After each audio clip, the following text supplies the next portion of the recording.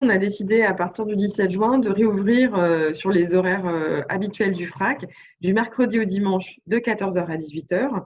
Donc on accueille le public individuel, l'entrée est toujours gratuite et on a créé tout un parcours dans le bâtiment pour que les personnes ne se croisent pas et pour qu'on puisse découvrir les expositions en toute tranquillité. Et toutes les personnes qui sont particulièrement fragiles et qui seraient sensibles au Covid peuvent prendre rendez-vous avec un médiateur et visiter le FRAC sur un moment privilégié. Donc ça s'adresse vraiment à un public très large, des personnes qui seraient âgées, diabétiques, des femmes enceintes, voilà. Surtout, il ne faut pas hésiter à contacter le FRAC à ce sujet parce qu'on serait vraiment heureux de pouvoir le faire. L'idée, c'est un peu de chouchouter ce public qui a les plus grandes difficultés aujourd'hui à reprendre une vie sociale. Donc, on espère que l'offre pourra intéresser plusieurs personnes. Et donc, il y aura deux expositions. Il y a Stephen Felton, qui est une exposition monographique de ce peintre américain qui est né en 75 et qui explore à travers sa peinture la simplicité. C'est une peinture très, très graphique, très évocative. Il a décidé pour le FRAC de raconter une histoire d'amour. Et l'autre exposition qui sera présente, c'est le Vidéo Club. C'est un programme qu'on a mis en place avec le FRAC Lorraine qui est à Metz et le FRAC Alsace qui est à Célestat. Donc tous les ans, le FRAC Champagne-Ardenne accueille un programme vidéo. On présente trois artistes issus de la région Grand Est autour d'un thème commun. Et cette année, le thème qu'on avait choisi, c'était le rapport conflictuel entre l'humain et la nature. Alors c'est vrai que en fait, les deux expositions devaient ouvrir mi-mars, donc elles n'ont jamais ouvert. Donc on va vraiment pouvoir les découvrir en avant-première. On les a prolongées jusqu'au 25 octobre. Et il est vrai aussi que le Vidéo Club, on a souhaité, en concertation avec les artistes, le diffuser sur la chaîne IGTV Instagram du FRAC Champagne-Ardenne pour que pendant le confinement, le public puisse découvrir le Vidéo Club aussi à la maison. On a proposé l'idée et c'est vrai qu'ils ont été très partants parce que je pense qu'ils ont aussi senti comme nous qu'il y avait un vrai besoin de partage, de partager l'art. Et puis, ce qui est intéressant, c'est qu'on le fait selon des modes qu'on est en train d'inventer tous ensemble. Par exemple, leurs vidéos, on les montre dans leur intégralité sur notre réseau Instagram jusqu'au 25 octobre, qui est la date de fermeture physique de l'exposition au FRAC. Donc, c'est comme si on faisait une exposition sur Internet. En fait, c'est une concertation avec, entre les trois FRAC. Donc, toute l'année, en fait, on fait une veille sur la création de nos territoires respectifs. On rencontre les artistes, on visite des ateliers et on participe aussi à des jurys pour d'autres structures. Et chaque année, on se réunit, on se dit, mais voilà, quel serait le thème qui serait intéressant, quels artistes pourraient proposer voilà, une vidéo par rapport à ce thème. Donc, c'est vraiment une concertation avec les FRAC plus que ce n'est pas un appel à candidature, et c'est plutôt une réflexion par rapport à tout le travail de rencontres qu'on fait dans l'année. Ce qui est intéressant de travailler en réseau avec les trois FRAC du Grand Est, c'est que chaque FRAC s'est saisi en fait d'un sujet de recherche au nom des trois structures, et là notamment la question des œuvres qui font appel aux nouveaux médias, ou notamment les œuvres numériques, c'est un sujet qui est porté par le FRAC Alsace. Ils font un travail de recherche à ce niveau-là. Et voilà, c'est intéressant de pouvoir partager nos conclusions, de pouvoir en débattre.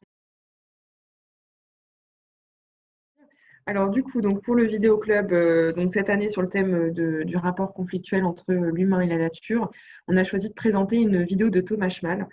Thomas Schmal, c'est un artiste qui vit à Reims, qui est diplômé de l'ESSAD de Reims depuis plus de 2 ans. Et qui a créé un nouveau film qu'il a achevé juste pour le Vidéo Club qui s'appelle Les Montagnes Amoureuses. Dans ce film, en fait, il imagine un dialogue entre les montagnes. C'est un film d'observation extrêmement romantique, extrêmement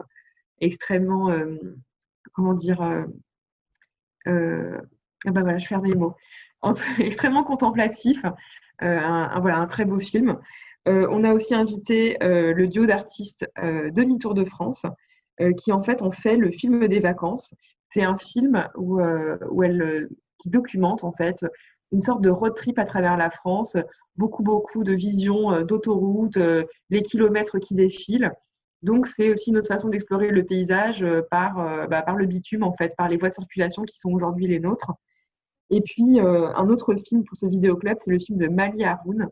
Alors, Mali Haroun, c'est une jeune cinéaste basée notamment en Alsace Et dans toute sa production, on a choisi le film Paradisus.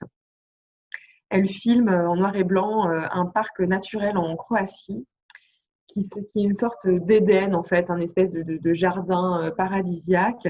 Et au fur et à mesure du film, les humains arrivent et on se rend compte que les humains sont les vrais virus de ce paysage. Une vraie tension qui augmente au fur et à mesure du film. C'est vrai que, en fait, les expositions au FRAC, c'est vraiment la partie visible de l'activité parce qu'on fait 3 expos par an au FRAC, mais à côté de ça, il y a 25 expositions par an en diffusion. Il y a énormément d'ateliers pour les enfants. Je crois que c'est plus de 50 par an, des actions de médiation. Et en fait, tout ça, c'est entièrement basé sur la rencontre. Donc, on a suspendu pour le moment ces événements-là. Et pour pallier notamment les ateliers pour les enfants, on a mis en ligne sur Internet des ateliers. On appelle ça le mercredi atelier, qui en fait permettent de faire un atelier pour les enfants à domicile et en fait généralement avec des matériaux très très simples qu'on peut trouver autour de soi. Donc on espère que voilà, les parents, les familles vont pouvoir s'emparer un peu de cet outil-là pour continuer à faire quelques ateliers à la maison. J'ai l'impression quand même qu'il y a eu un élargissement de notre public sur les réseaux sociaux et puis surtout pendant le confinement, on a eu beaucoup d'idées avec l'équipe. On a commencé par des textes de médiation pour présenter les acquisitions récentes. On a commencé aussi avec les ateliers du mercredi. Et puis après, on est allé de plus en plus loin jusqu'à aboutir à cette exposition Vidéo Club en ligne. Et en fait, au fur et à mesure des idées, on s'est rendu compte que le site internet du FRAC était vraiment trop vieux pour accueillir ces nouveaux formats. Et du coup, on a proposé à nos tutelles, que sont l'État, la région et la ville de Reims, de nous accompagner en 2020 sur un projet de nouveau site internet. Et donc, ça, je peux l'annoncer officiellement. Donc, le FRAC va travailler activement sur une nouvelle plateforme pour encore augmenter en fait la visibilité numérique. Ce qu'on souhaite, c'est que ce nouveau site internet il soit aussi intéressant pour une personne qui serait venue voir une exposition au FRAC et qui aurait envie d'enrichir encore la visite à la maison, mais qui soit aussi très intéressant pour quelqu'un qui ne peut pas se déplacer, qui ne peut pas venir au FRAC et qui va trouver sur le site internet énormément d'informations, notamment les interviews d'artistes qu'on fait, peut-être un atelier pensé par un artiste mis en ligne. On veut aussi voilà, que le site soit une plateforme pour les artistes. On a souvent l'habitude de dire ne mettons pas trop de photos sur les réseaux sociaux ou sur le site pour ne pas gâcher la visite des personnes qui se rendraient physiquement au FRAC. Et je crois qu'aujourd'hui, on n'est pas là du tout parce qu'on se rend compte que les deux ne sont pas incompatibles et qu'il faut qu'on fasse un geste voilà, fort sur Internet. Je pense qu'aujourd'hui, les nouveaux sites qui vont voir le jour devront prendre en compte toute la multitude des formes qui ont été imaginées pendant le confinement. Ça prolonge en fait l'activité culturelle et je pense qu'il faut vraiment le voir comme ça.